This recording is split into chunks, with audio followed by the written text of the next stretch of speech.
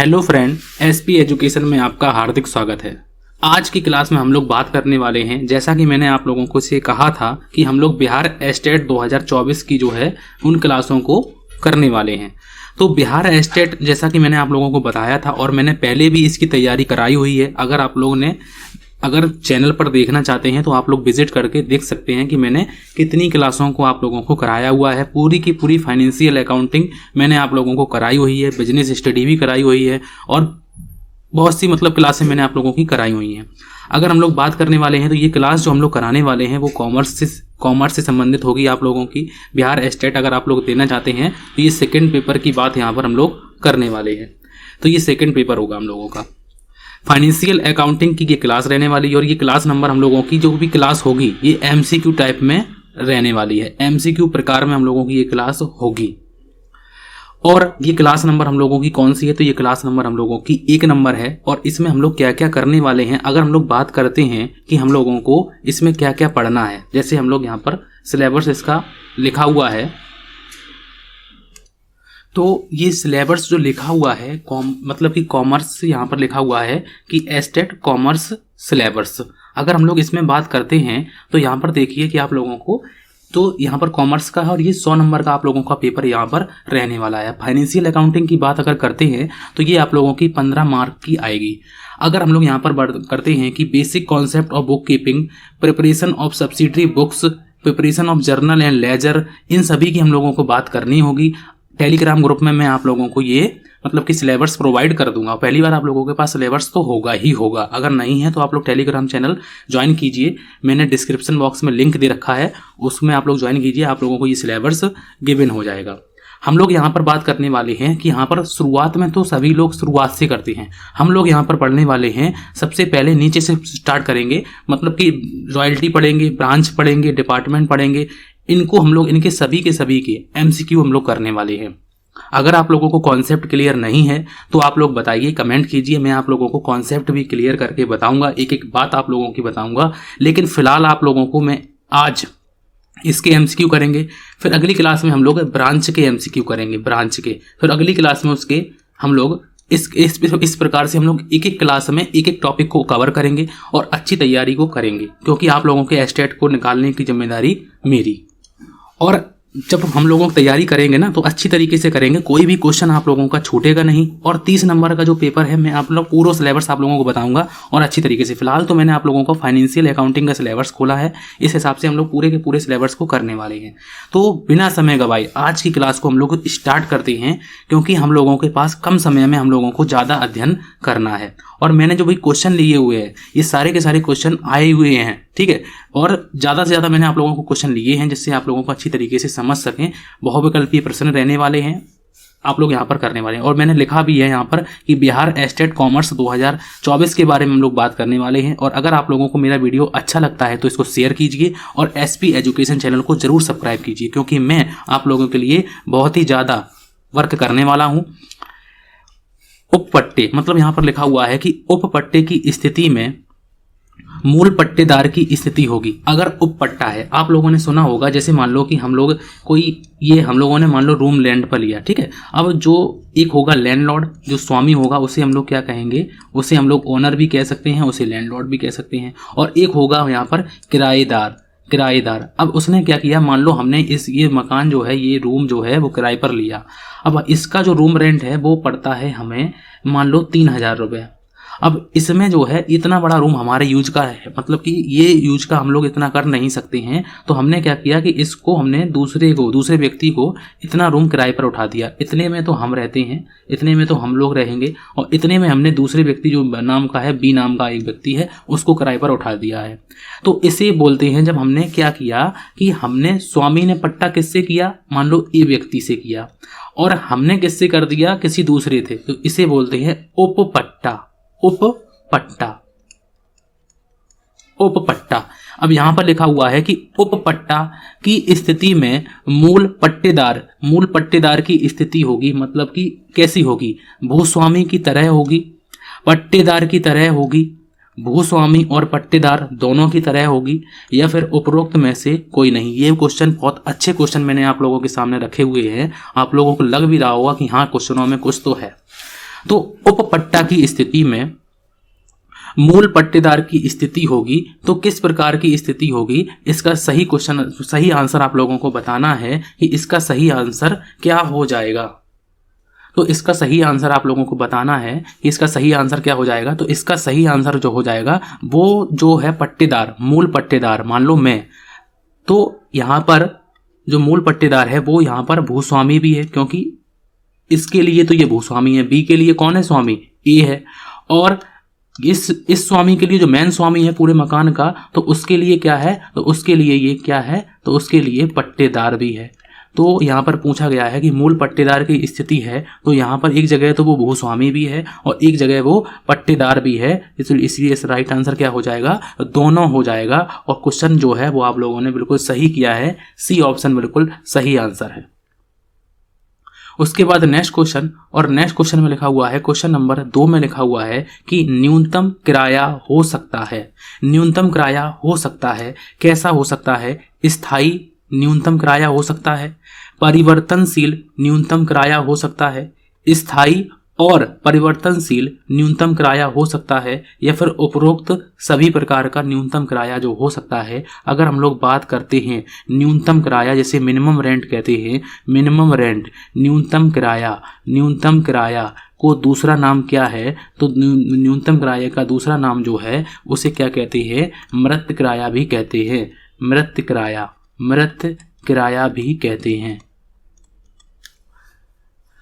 अधिकार शुल्क की बात हम लोग करेंगे। अगर आप लोगों को कॉन्सेप्ट क्लियर नहीं है तो भी आप लोग कमेंट कर दीजिए, कोई दिक्कत की बात नहीं है, हम आपके कमेंट भी देखते हैं और आपको बताएंगे भी कि किस प्रकार से आप लोग कर सकते हैं। और अगर आप लोगों को ऐसे ही क्लासें अच्छी लगती हैं तब भी आप लोग बताइए कि ठीक है सर, इसी प्रकार से आप चलने दीजिए, ठीक है।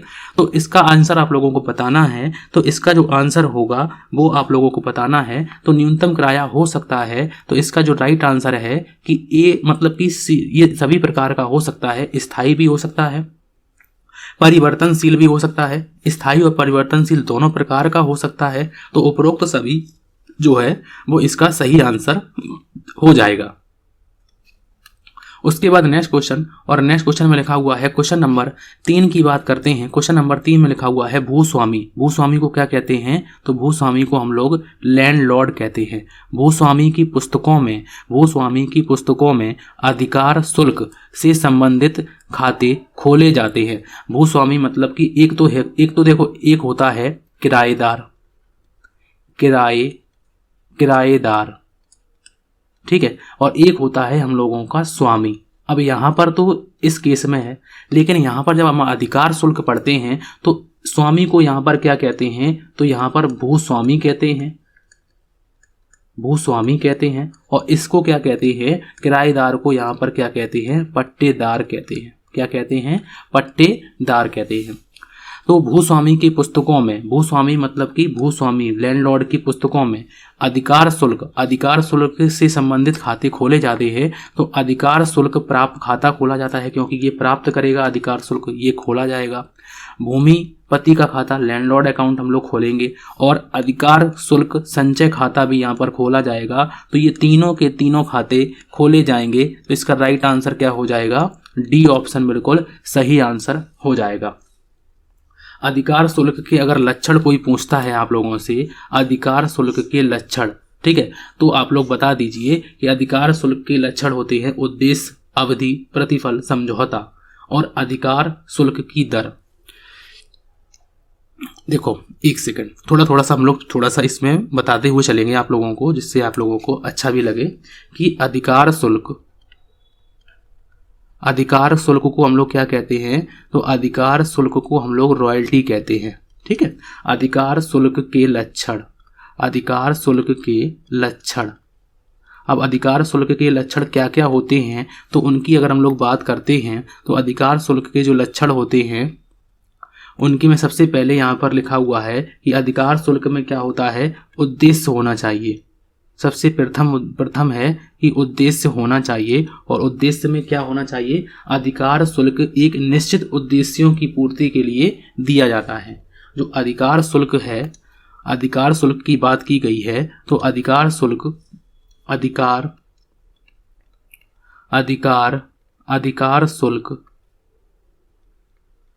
अधिकार शुल्क निश्चित अधिकार शुल्क सॉरी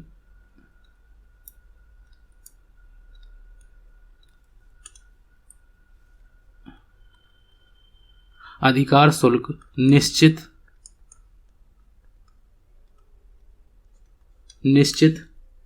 उद्देश्यों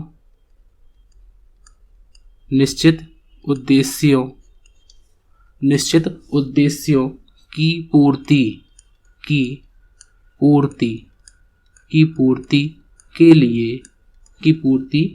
लिए दिया जाता है। की पूर्ति के लिए दिया जाता है। अधिकार शुल्क जो है वो निश्चित उद्देश्यों की पूर्ति के लिए दिया जाता है। और अगर हम लोग दूसरे की बात करते हैं, दूसरे लक्षण की बात करते हैं तो अवधि होती है, एक निश्चित अवधि की बात यहाँ पर हम लोग करते हैं। और तीसरे लक्षण की अगर हम लोग बात करते हैं तो प्रतिफल की बात करते हैं। अगर हम लोग अधिकार शुल्क देते हैं तो बदले में प्रतिफल कंसीडरेशन की बात करेंगे। उसके बाद हम लोग समझौता होना चाहिए। और हम लोगों को अधिकार शुल्क की दर भी होनी चाहिए। अधिकार शुल्क की दर। तो ये लक्षण पूछे जा सकते हैं कि अधिकार शुल्क के लक्षण इनमें से कौन से होते हैं या नहीं होते हैं। तो इस प्रकार से क्वेश्चन भी बनते हैं। ठीक है, मैं बता रहा हूँ आप लोगों को। ठीक है, उसके बाद यहाँ पर हम लोग आगे बढ़ेंगे और आगे लिखा हुआ है क्वेश्चन नंबर 4 की बात करते हैं। क्वेश्चन नंबर 4 में यहाँ पर लिखा हुआ है कि लघु कार्य को हम लोग क्या बोलते हैं? तो लघु कार्य राशि को बोलते हैं शॉर्ट वर्किंग। ठीक है, अब शॉर्ट वर्किंग राशि का अभिप्राय जो है वो यहाँ पर ये माइनस लगा हुआ है। ठीक है, तो अधिकार शुल्क माइनस न्यूनतम किराया, तो ये तो गलत बात है। ठीक है, न्यूनतम किराया माइनस अधिकार शुल्क या फिर अधिकार शुल्क मल्टीप्लाई न्यूनतम किराया, तो इनमें से कोई नहीं। इसका सही आंसर आप लोगों को बताना है कि शॉर्ट वर्किंग का अभिप्राय जो है वो पूछा गया है कि what is the meaning of short working किस प्रकार से आती है। तो याद रखिए शॉर्ट वर्किंग हम लोगों की किस प्रकार से आती है। तो एक फॉर्मूला याद रखिए, फॉर्मूला क्या है, यहीं से है, शॉर्ट वर्किंग बराबर मिनिमम रेंट माइनस रॉयल्टी। तो इसका सही आंसर क्या हो जाएगा कि लघुकार जो है वो इसका सही आंसर क्या हो जाएगा, इसका सही आंसर हो जाएगा कि मिनिमम रेंट माइनस रॉयल्टी। तो मिनिमम रेंट यहाँ पर है, मिनिमम रेंट जिसे न्यूनतम किराया कहते हैं और अधिकार शुल्क को कहते हैं रॉयल्टी। तो इसका राइट आंसर क्या हो जाएगा, इसका राइट आंसर बी ऑप्शन बिल्कुल सही आंसर हो जाएगा। अगर आप लोगों को वीडियो अच्छा लग रहा है तो प्लीज़ आप लोग सब्सक्राइब जरूर करें। ठीक है, उसके बाद हम लोग नेक्स्ट क्वेश्चन की तरफ बढ़ते हैं और नेक्स्ट क्वेश्चन में लिखा हुआ है क्वेश्चन नंबर, अगर हम लोग बात करते हैं 6 नंबर की, और क्वेश्चन नंबर 6 में लिखा हुआ है कि अधिकार शुल्क संचय खाता बनाया जाता है। अधिकार शुल्क संचय खाता जो है वो किसकी पुस्तकों में बनाया जाता है। अभी मैंने आप लोगों को बताया हुआ है कि जो अधिकार शुल्क संचय खाता जो है वो किसकी लिए पुस्तकों में बनाते हैं हम लोग। तो इसका जो सही आंसर है वो आप लोगों को बताना है कि अधिकार शुल्क संचय खाता बनाया जाता है। तो इसको याद रखिए कि मैंने अभी आप लोगों को बताया हुआ है। एक क्वेश्चन यहाँ पे लिखा हुआ है कि अधिकार शुल्क प्राप्त खाता, भूमिपति का खाता, अधिकार शुल्क संचय खाता, ये किसकी पुस्तकों में बनाते हैं हम लोग, भूस्वामी की पुस्तकों में बनाते हैं। तो इसका राइट आंसर क्या हो जाएगा, तो यहाँ पर भी इसका राइट आंसर जो है वो 5 नंबर क्वेश्चन हम लोगों का मिस हो गया है, कोई नहीं। अधिकार शुल्क संचय खाता बनाया जाता है तो भूस्वामी की पुस्तकों में बनाया जाता है, पट्टेदार की पुस्तकों में बनाया जाता है, उप पट्टेदार की पुस्तकों में बनाया जाता है, या फिर उपरोक्त में से किसी के में नहीं। तो याद रखिए इसका राइट आंसर क्या हो जाएगा, ए ऑप्शन बिल्कुल सही आंसर हो जाएगा। और हम लोगों ने एक क्वेश्चन हम लोगों का स्किप हो गया है, इसकी बात करते हैं क्वेश्चन नंबर 5 की, कि पट्टेदारी को पट्टाधारी मतलब कि लेसी बोलते हैं। एक होता है लैंडलॉर्ड, एक होता है लेसी। तो पट्टाधारी को लघु कार्य को वसूल करने के अधिकार का संबंध होता है। जो पट्टाधारी है उसे जो शॉर्ट वर्किंग वो कब तक वसूल कर सकता है, ये अधिकार की बात की गई है कि इसका संबंध जो है पूछा गया है। तो प्रथम 5 वर्षों तक, अगले 5 वर्षों तक, समझौता के अनुसार, या फिर उपरोक्त सभी। तो इसका जो राइट आंसर है कि अगर हम लोग बात करते हैं कि एक पट्टाधारी को अपनी जो शॉर्ट वर्किंग अमाउंट है उसको वसूल करने का जो अधिकार है वो समझौते के अनुसार अगर कोई बात लिखी हुई है तो इसके हिसाब से चलते हैं, ना कि 5 वर्ष, ना कि अगले 5 वर्ष की बात करेंगे। समझौता के अनुसार जो भी समझौता किया जाएगा, जो भी एग्रीमेंट किया जाएगा, उस हिसाब से हम वसूल कर सकते हैं। इसका राइट आंसर हो जाएगा सी ऑप्शन, बिल्कुल सही आंसर हो जाएगा। उसके बाद नेक्स्ट क्वेश्चन, और नेक्स्ट क्वेश्चन मैंने आप लोगों को 6 क्वेश्चन कराए हैं और 6 क्वेश्चन बहुत अच्छे क्वेश्चन मैंने आप लोगों को कराए हुए हैं। अगर हम लोग नेक्स्ट क्वेश्चन की बात करते हैं और क्वेश्चन नंबर 7 जो क्वेश्चन पूछा गया है, ये भी क्वेश्चन कि न्यूनतम किराया किस नाम से जाना जाता है। न्यूनतम किराया को हम लोग किस नाम से जाना जाता है, तो इसका सही आंसर जो है वो आप लोगों को बताना है। तो न्यूनतम किराया को हम लोग किस नाम से जानते हैं? आवश्यक किराया, मृत किराया, कोई किराया नहीं, या फिर पूर्ण किराया। मैंने अभी आप लोगों जब मैंने स्टार्टिंग की थी तभी मैंने आप लोगों को बताया था कि इसे हम लोग डेड रेंट भी कहते हैं, मृत किराया भी कहते हैं। इसका राइट आंसर क्या हो जाएगा? इसके और भी नाम होते हैं, इनको हम लोग अभी मैंने आप लोगों को बहुत सी चीज़ें अभी बताई हैं और बहुत सी चीज़ें नहीं बताई हैं। अगर हम लोग बात करते हैं कि अधिकार शुल्क के प्रकार कितने होते हैं, तो अधिकार शुल्क के जो प्रकार होते हैं उनके भी क्वेश्चन पूछे जाते हैं। अब मान लो मैंने आप लोगों को बता दिए हैं, बोल दिया है, तो हम लोग लिख भी देते हैं, ठीक है। मैंने आप लोगों को डिटेल भी पूरी कराऊंगा, आप लोग बिल्कुल टेंशन नहीं लीजिए। फिलहाल तो मैं आप लोगों को प्रैक्टिस के लिए आप लोगों को ये क्वेश्चन जो हैं इस प्रकार की एक सीरीज को हम लोग करने वाले हैं। पूरी की पूरी फाइनेंशियल अकाउंटिंग को छोड़िए, पूरी की पूरी हम लोग कॉर्पोरेट अकाउंटिंग हो, ऑडिटिंग हो, सभी के सभी हम लोग देखने वाले हैं, ठीक है। अधिकार शुल्क के प्रकार, अधिकार शुल्क के प्रकार की बात अगर हम लोग करते हैं, और अगर हम लोग पहले प्रकार की बात करते हैं तो यहाँ पर लिखा हुआ है कि खदान, ठीक है, खदान अधिकार शुल्क, खदान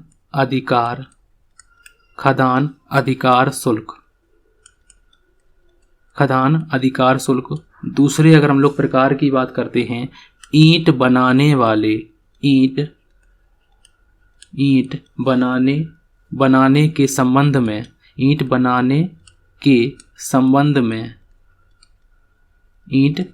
के संबंध में अधिकार शुल्क,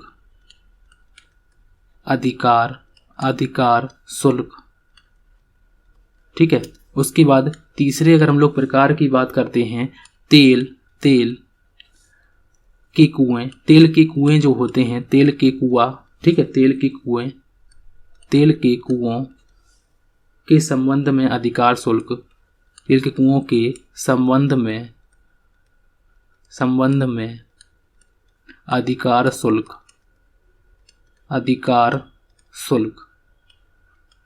ठीक है। और जो चौथा लिखा हुआ है, चौथे की बात करते हैं, प्रतिलिपि। जो पुस्तकें बनती हैं ना, पुस्तकें जो किताबें छपती हैं या बनती हैं, तो उनमें भी रॉयल्टी की बात होती है। तो प्रतिलिपि, यहाँ पर हम लोग प्रतिलिपि की बात करते हैं। और एक बात याद रखिए कि प्रतिलिपि में अगर पूछा जाता है तो किस अधिकार शुल्क में मिनिमम किराया, न्यूनतम किराया का प्रावधान नहीं होता है, तो याद रखिए कि इसी में जो है न्यूनतम किराए का प्रावधान नहीं होता। मैं वो क्वेश्चन आप लोगों को करा रहा हूँ जो क्वेश्चन आ सकते हैं। मैंने पूरी डिटेल आप लोगों को बताने की कोशिश करने वाले हैं, ठीक है। और अगर इससे ज़्यादा भी अगर लोगों को और डिटेल चाहिए तो भी बताइए, आप लोग कोई दिक्कत की बात नहीं है, फ्री ऑफ कॉस्ट हम लोग यहाँ पर करने वाले हैं। प्रतिलिपि, ठीक है, जो काम पेड बैच में पढ़ाते हैं वो मैं आप लोगों को यहाँ पर कराने वाला हूँ। तो बस आप लोगों का थोड़ा सा हमें सपोर्ट चाहिए, जिससे कि मैं आपकी क्लासें अच्छी तरीके से और करा सकूँ, ठीक है। थोड़ा सा सपोर्ट, जिससे मैं भी मोटिवेट हो सकूँ। लाइक कीजिए, आप लोग शेयर कीजिए, जो आप लोगों के हाथ में है सब्सक्राइब कीजिए, उसका तो कुछ लगेगा नहीं, ठीक है। उसके बाद मशीन वाला, मशीनों,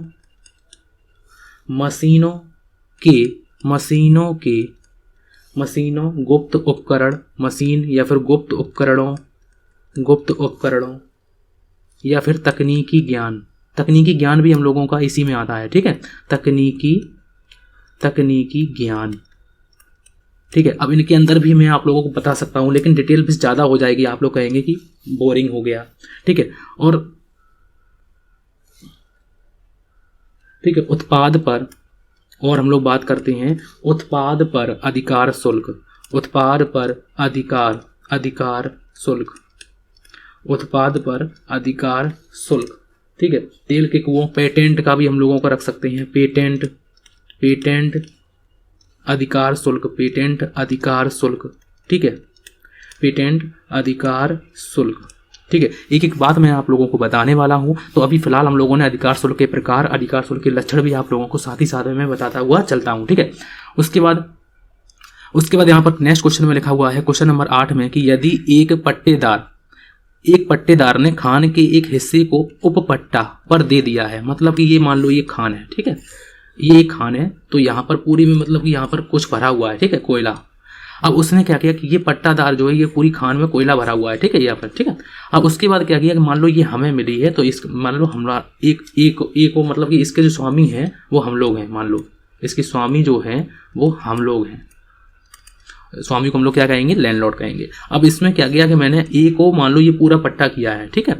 अब उसके बाद ए ने क्या किया कि किसी दूसरे को इतना जो है, इतनी खान उसने उपपट्टा पर दे दी किसी दूसरे को, बी को, मान लो ये बी को है, बी को दे दी, बी को, तो वह स्वामी को किस पर रॉयल्टी का भुगतान करेगा। तो ए जो है, ए को हम लोगों को किस पर भुगतान करना चाहिए, तो ए जो भुगतान करेगा वो पूरे पर करेगा या फिर इतने पर करेगा, ये आप लोगों का क्वेश्चन पूछा गया है। तो स्वयं के उत्पादन पर करेगा, मतलब कि इतने पर करेगा, ठीक है, मतलब इतने मतलब हिस्से पर, इतने हिस्से पर देगा, या फिर उपपट्टादार के उत्पादन पर देगा, या फिर इस पर भी देगा, या फिर कुल उत्पादन पर देगा, मतलब कि यहाँ से लेकर यहाँ तक इन पर जो रॉयल्टी बनेगी उसको हम लोगों को भुगतान करेगा, या फिर किसी पर नहीं देगा। तो इसका सही आंसर आप लोगों को बताना है कि इसका सही आंसर क्या हो जाएगा। तो याद रखिए कि वो किस पर देगा, तो वो कुल पर देगा, और आप लोगों ने बिल्कुल सही आंसर लगाया हुआ है क्योंकि वो कुल पर देगा, क्योंकि ये जो बी है वो किसको मानेगा स्वामी, वो ए को मानेगा, और पैसा किसको देगा, ए को।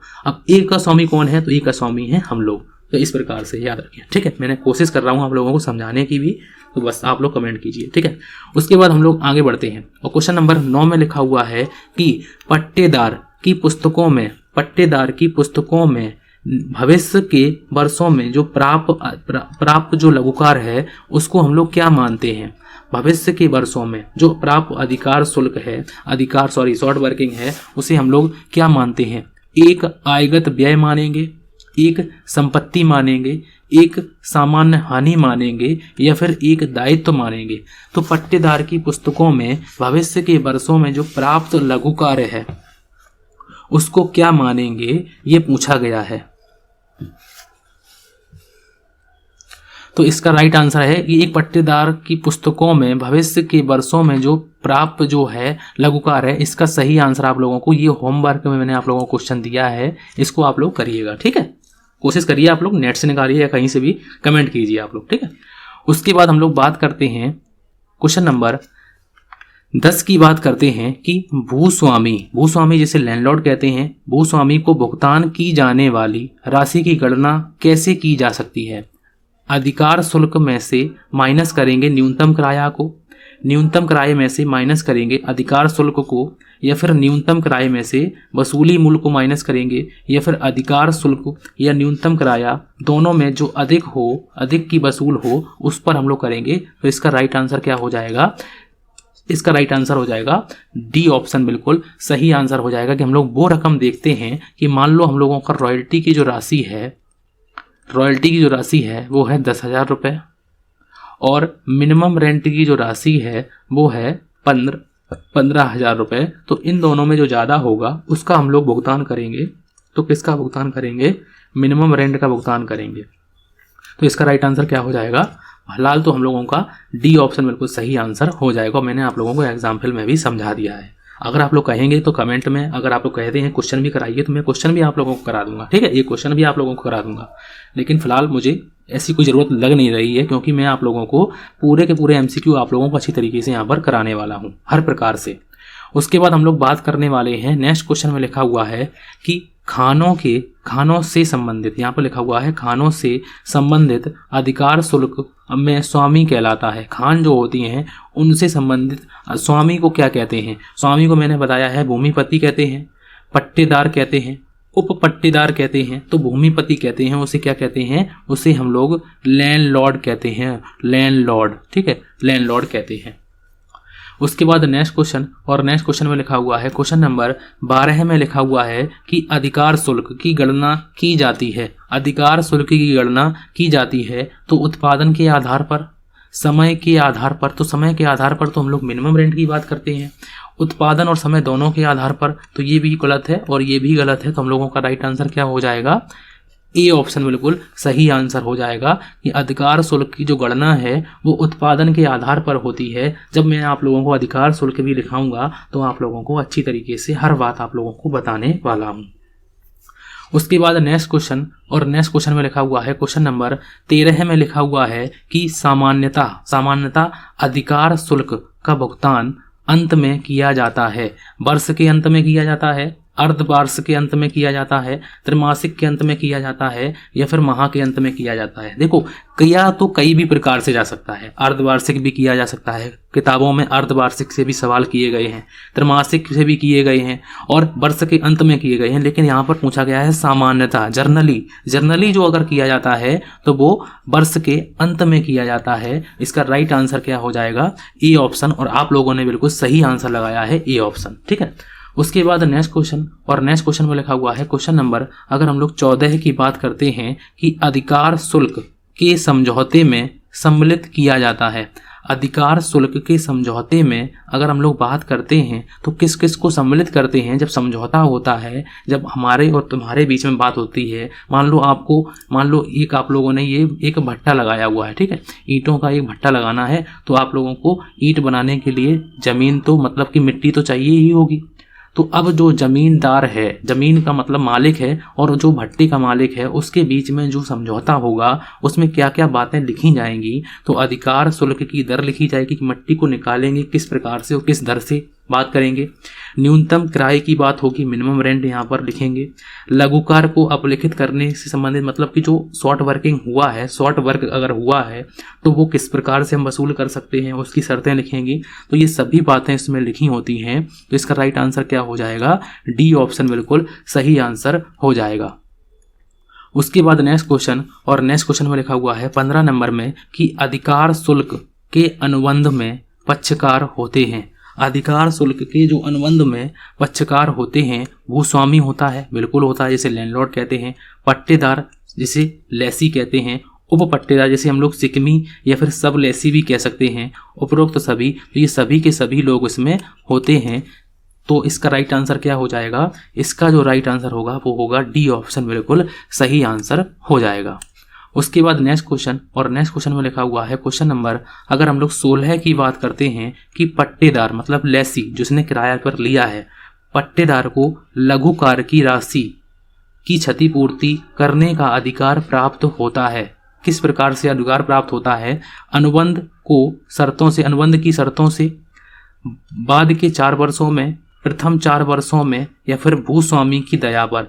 ये तीनों के तीनों ऑप्शन गलत लिखे हुए हैं। जो समझौते में अगर बात कह दी गई है, क्या मतलब कि जो समझौते में बात कह दी जाती है और जो लिख दी जाती है उसी हिसाब से बात करेंगे। तो इसका राइट आंसर क्या हो जाएगा? ए ऑप्शन बिल्कुल सही आंसर हो जाएगा। उसके बाद नेक्स्ट क्वेश्चन, और नेक्स्ट क्वेश्चन में लिखा हुआ है, क्वेश्चन नंबर अगर हम लोग 17 की बात करते हैं, और 17 नंबर में लिखा हुआ है कि 17 नंबर में क्वेश्चन में लिखा हुआ है कि प्राप्य अधिकार शुल्क खाते की जो प्रकृति होती है वो किस नेचर की होती है? ये क्वेश्चन भी पूछे गए हैं। अधिकार शुल्क की मतलब अधिकार शुल्क जो होता है वो किस प्रकार का खाता होता है? अधिकार शुल्क। अब अधिकार शुल्क जो खाता होता है, अधिकार शुल्क किस प्रकार का खाता होता है? पूछा जाता है रॉयल्टी अकाउंट कैसा खाता है, ठीक है। लैंडलॉर्ड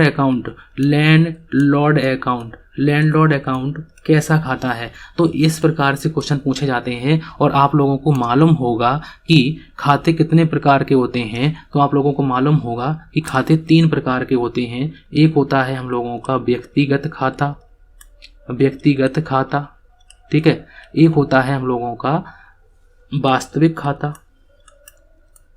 वास्तविक खाता, वास्तविक खाता, ठीक है। एक होता है हम लोगों का अवास्तविक खाता, अवास्तविक, अवास्तविक खाता, या फिर इसी को बोल सकते हैं हम लोग नाम मात्र खाता, नाम मात्र खाता। इसे बोलते हैं हम लोग इंग्लिश में पर्सनल अकाउंट, इसे बोलते हैं रियल अकाउंट, इसे बोलते हैं नॉमिनल अकाउंट, ठीक है। तो इंग्लिश में और हिंदी में अब देखो दोनों में लिखेंगे तो दिक्कत हो जाएगी।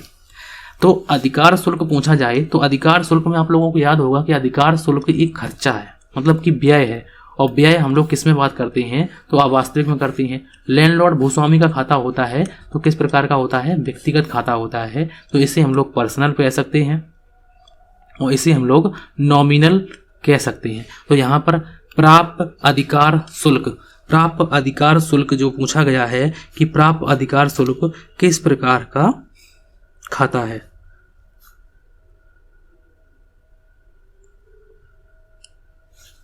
प्राप्त अधिकार शुल्क किस प्रकार, तो प्राप्त अधिकार शुल्क किस प्रकार का खाता है, नाम मात्र का खाता है, व्यक्तिगत खाता है, वास्तविक खाता है। तो याद रखिए किस प्रकार का खाता है, ए ऑप्शन बिल्कुल सही आंसर हो जाएगा। उसके बाद नेक्स्ट क्वेश्चन, और नेक्स्ट क्वेश्चन में लिखा हुआ है question number short working. Short working यहाँ पर लघुकार, लघुकार राशि अधिक है, मतलब कि अगर हम लोग शॉर्ट वर्किंग कहते हैं, अगर मान लो किसी सवाल में शॉर्ट वर्किंग, शॉर्ट वर्किंग हुई है तो शॉर्ट वर्किंग किसका मतलब कि किस पर अधिक है, न्यूनतम किराए के, न्यूनतम किराए का अधिकार शुल्क पर, अधिकार शुल्क के, अधिकार शुल्क का न्यूनतम किराए पर, या फिर उत्पादन का अधिकार शुल्क पर, या फिर न्यूनतम किराए का उत्पादन पर, उत्पादन पर। तो इसका सही आंसर जो है वो मैं आप लोगों को बता दूं कि शॉर्ट वर्किंग किस प्रकार से आती है। मैंने आप लोगों को बताया हुआ है कि minimum rent, minimum rent minus royalty. तो यहाँ पर अगर हम लोग बात करते हैं कि यहाँ पर न्यूनतम किराया, न्यूनतम किराया, न्यूनतम किराया अधिक है, न्यूनतम किराया अधिक है किस पर, अधिकार शुल्क पर। तो न्यूनतम किराया जो है, न्यूनतम किराए का अधिकार शुल्क पर जो अधिक है, तो इसका राइट आंसर का अधिक, ठीक है। यहाँ पर लिखेंगे का अधिक जो है, न्यूनतम किराए का अधिकार शुल्क पर जो अधिक है उसे हम लोग क्या कहते हैं, तो उसे हम लोग शॉर्ट वर्किंग कहते हैं। तो इसका राइट आंसर क्या हो जाएगा, ए ऑप्शन बिल्कुल सही आंसर हो जाएगा। उसके बाद नेक्स्ट क्वेश्चन, और नेक्स्ट क्वेश्चन में लिखा हुआ है क्वेश्चन नंबर 19 की बात करते हैं कि वसूली योग लघुकार, जो वसूली योग लघुकार है जिसे शॉर्ट वर्किंग कहते हैं, को दर्शाया जाता है। अगर हमें पर लगता है कि शॉर्ट वर्किंग हुई है, हमें लॉस हुआ है, तो उसे अगर हम वसूल कर सकते हैं तो उसे हम कहाँ दर्शाएंगे, चिट्ठे के संपत्ति पक्ष में दर्शाएंगे, लाभ हानि खाते के डेबिट पक्ष में दर्शाएंगे, या फिर व्यापारिक खाते के क्रेडिट पक्ष में दर्शाएंगे, या फिर बा और सा दोनों में दर्शाएंगे। तो इसका राइट आंसर है कि उसे हम संपत्ति पक्ष में दर्शाएंगे और किसमें, बैलेंस शीट के एसेट साइड में उसे दर्शाएंगे। उसके बाद नेक्स्ट क्वेश्चन, और नेक्स्ट क्वेश्चन में लिखा हुआ है क्वेश्चन नंबर, अगर हम लोग 20 की बात करते हैं कि बिना वसूल लघुकार को, अगर मान लो ऐसी भी राशि होती हैं जिसे हम वसूल कर सकते हैं तो उसे हम लोग बैलेंस शीट में दर्शा देते हैं एसेट साइड में, और ऐसी भी राशि होती हैं जिन्हें हम वसूल नहीं कर सकते हैं तो उन्हें हम स्थानांतरित करते हैं, चिट्ठे में करते हैं, लाभ हानि खाते में करते हैं, व्यापार खाते में करते हैं, या फिर उपरोक्त तीनों में से किसी में नहीं करते हैं। तो इसका राइट आंसर याद रखिए कि इसका जो राइट आंसर है उसे हम कहाँ दर्शाते हैं। तो इसका जो राइट आंसर है, तो इसका राइट आंसर क्या हो जाएगा, उसे हम लोग कहाँ दर्शाते हैं, उसे हम लोग प्रॉफिट एंड लॉस में दर्शाते हैं। तो याद रखिए उसे हम लोग कहाँ ले जाएंगे, प्रॉफिट एंड लॉस अकाउंट में ले जाएंगे, क्योंकि लॉस जो होते हैं, खर्चे जो होते हैं वो हम कहाँ लिखते हैं, लाभ हानि खाते के डेबिट पक्ष में लिखते हैं। उसके बाद नेक्स्ट क्वेश्चन, और नेक्स्ट क्वेश्चन में लिखा हुआ है, ये क्वेश्चन मैंने अभी आप लोगों को बताया हुआ है कि अधिकार शुल्क खाता है, अधिकार शुल्क खाता है नाम मात्र का खाता है, क्योंकि मैंने बताया हुआ है कि all expenses and loss debit होते हैं, ठीक है। और ऑल इनकम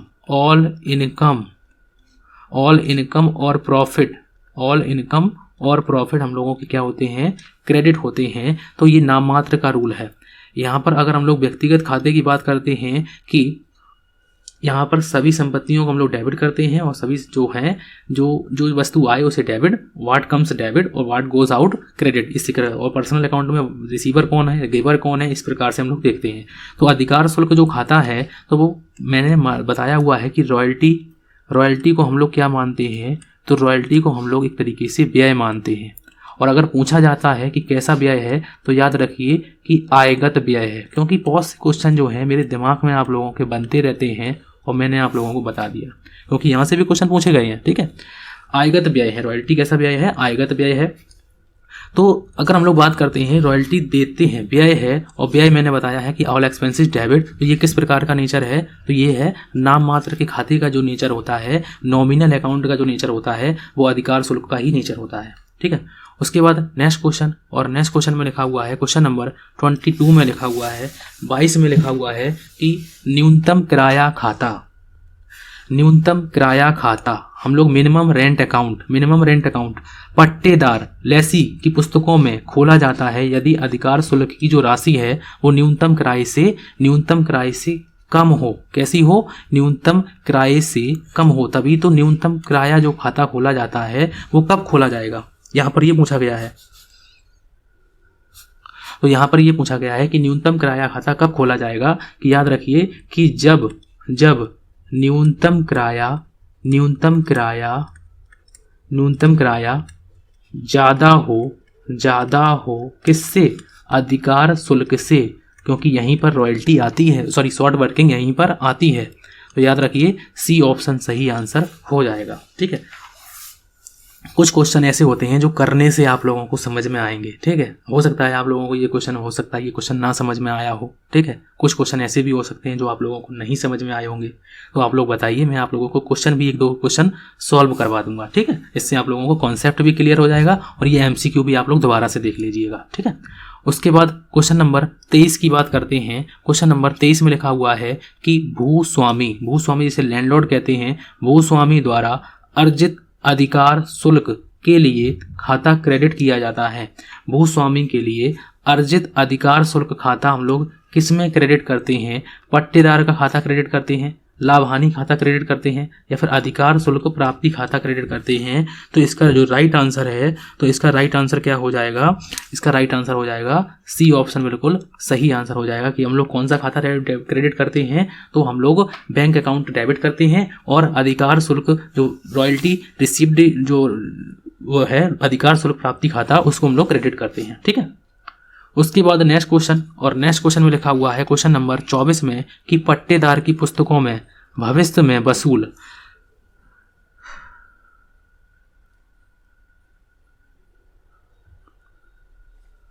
यहाँ पर क्वेश्चन थोड़ा सा लिखा हुआ नहीं है, ये क्वेश्चन थोड़ा सा टाइपिंग में एरर है, क्योंकि ये क्वेश्चन पूरा नहीं लिखा हुआ, तो इसको हम लोग फिलहाल तो अभी हम लोग कट कर देंगे।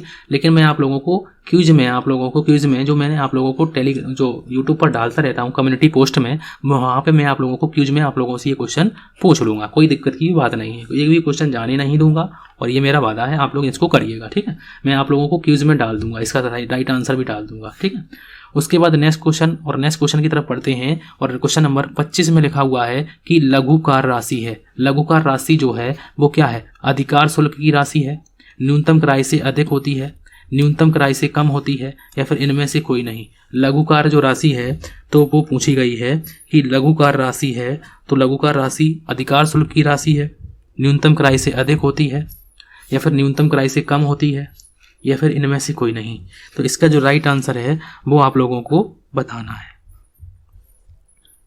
तो लघुकार जो राशि होती है, जो लघुकार राशि होती है वो पूछा गया है ना कि लघुकार राशि है तो न्यूनतम किराए से अधिक होती है, तो इसका राइट आंसर यहाँ पर क्वेश्चन भी, ये भी क्वेश्चन एक तरीके से शॉर्ट क्वेश्चन लिखा हुआ है कि लघुकार राशि जो है वो न्यूनतम किराए से अधिक होती है, ये पूछा गया। ठीक है, तो याद रखिए कि इसका राइट आंसर तो बी ऑप्शन हो जाएगा। ये भी क्वेश्चन थोड़ा सा आउट लिखा हुआ है, इसको हम लोग देखेंगे और इसका एनालिसिस करेंगे। ठीक है, उसके बाद नेक्स्ट क्वेश्चन में लिखा हुआ है, क्वेश्चन नंबर 26 में लिखा हुआ है कि भूस्वामी खाता है, लैंडलॉर्ड अकाउंट है, मैंने बताया है व्यक्तिगत खाता है क्योंकि पर्सनल अकाउंट है ये, तो इसका राइट आंसर क्या हो जाएगा, ए ऑप्शन सही आंसर हो जाएगा। और नेक्स्ट क्वेश्चन में लिखा हुआ है, क्वेश्चन नंबर 27 में लिखा हुआ है कि अधिकार शुल्क खाता है। अधिकार शुल्क खाता है तो चालू खाता है, बचत खाता है या फिर अवास्तविक खाता है। मैंने बताया हुआ है कि जिसे नाम मात्र खाता भी कहते हैं। नाम मात्र खाता, नाम मात्र खाता, इसे हम लोग क्या कहते हैं, इसे हम लोग नॉमिनल अकाउंट भी कहते हैं। तो इसका राइट आंसर क्या हो जाएगा, सी ऑप्शन बिल्कुल सही आंसर हो जाएगा। उसके बाद नेक्स्ट क्वेश्चन, और नेक्स्ट क्वेश्चन में लिखा हुआ है क्वेश्चन नंबर 28 में कि भविष्य में वसूल किए जाने वाले लघु कार्य को दर्शाते हैं। भविष्य में अगर हम कोई लघु कार्य है जो शॉर्ट वर्किंग है उसको अगर हम लोग वसूल कर सकते हैं, वसूल किए जाने वाले अधिकार जो है लघु कार्य को हम लोग कहाँ दर्शाते हैं, व्यापार खाते में दर्शाते हैं, लाभ हानि खाते में दर्शाते हैं, आर्थिक चिट्ठे में दर्शाते हैं, और कहाँ दर्शाते हैं तो संपत्ति पक्ष की तरफ दर्शाते हैं। और नेक्स्ट क्वेश्चन और आज का हम लोगों का आखिरी क्वेश्चन लिखा हुआ है कि अधिकार शुल्क खाता है। तो अधिकार शुल्क खाता ये फिर से रिपीटेड क्वेश्चन है। तो ये कैसा खाता है, याद रखिए कि ये अवास्तविक खाता है। तो मैंने आज आप लोगों को 29 क्वेश्चन करवाए हैं, लेकिन 29 नहीं, ये मानिए कि पूरी मैंने आप लोगों को रॉयल्टी आप लोगों को समझाई हुई है। रॉयल्टी के जितने भी क्वेश्चन होते हैं ये मैंने सारे के सारे आप लोगों को क्वेश्चन करवाए हुए हैं। इससे ज़्यादा तो रॉयल्टी में आता नहीं है, और भी अगर देख लेंगे, अगर आता है तो वो भी मैं आप लोगों को देख लूँगा। मैंने आप लोगों को अधिकार शुल्क के प्रकार भी बताए हैं, उसके बाद मैंने आप लोगों को इसके लक्षण भी बताए हुए हैं, लक्षण भी ये होते हैं, ठीक है। तो अगर आप लोगों को मेरा जो प्रयास है वो अच्छा लग रहा है तो प्लीज़ आप लोग जो वीडियो है इसको शेयर करें, और एसपी एजुकेशन चैनल को ज़्यादा से ज़्यादा शेयर करें और इसको सब्सक्राइब भी करें, क्योंकि मैं आप लोगों के लिए ऐसे ही नेक्स्ट क्लास में, अब मैं आप लोगों को, अगर हम लोग आगे की क्लास की बात करते हैं तो अगर हम लोग उसकी बात करते हैं तो रॉयल्टी मैंने आप लोगों को पूरी पढ़ाई हुई है और पूरी अच्छी तरीके से बताई हुई है। उसके बाद हम लोग ब्रांच की बात करने वाले हैं। ब्रांच जिसे हम लोग शाखा खाता कहते हैं, शाखा के हम लोग एमसीक्यू हम लोग नीचे से ऊपर की तरफ चलने वाले हैं, ठीक है। तो हम लोग शाखा के एमसीक्यू अगली क्लास में करने वाले हैं। अगली क्लास की भी मैं आप लोगों को बता देता हूँ कि अब करेंगे, ये करेंगे, ठीक है। ऐसा तो कोई नहीं करता है कि अगली क्लास में क्या करने वाले हैं, अटेंडम ही डाल देते हैं, ठीक है। तो मैंने आप लोगों को बता दिया है कि हम लोग ब्रांच अकाउंट को पढ़ने वाले हैं, ठीक है। ज़्यादा से ज़्यादा आप लोग भी पढ़ने की कोशिश कीजिए, इसके एमसीक्यू हम लोग प्रैक्टिस करेंगे। तो आज की क्लास के लिए थैंक यू फॉर वॉचिंग।